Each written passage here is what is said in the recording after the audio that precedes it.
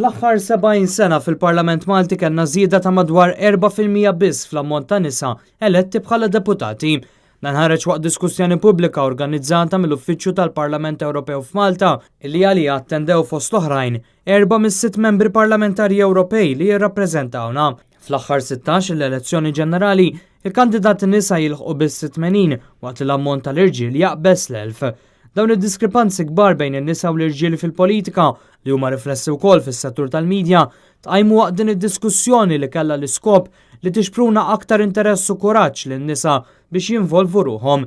Il-membru parlamentari Ewropea Roberta Mezzola indirizzat lill-istudenti u fakkret kif kien waqt lezzjoni tal-professur Joe Friġġieri meta kellha 18-il sena li ġiet ispirata tidħol fil-politika.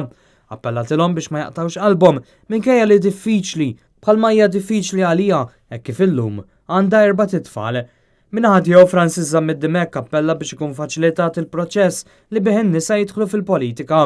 Dan bħalma għamel il-Partit Nazzjonalista li riċentement biddel il-proċess elettorali intern u introduċa elezzjoni għal 9 nisa u 9 irġiel biex ikunu eletti fl-eżekuttiv tal-partit. B'hekk il-Partit Nazzjonalista bil-fatti ta' opportunitajiet indaqs lin-nisa u l-irġiel fih danu.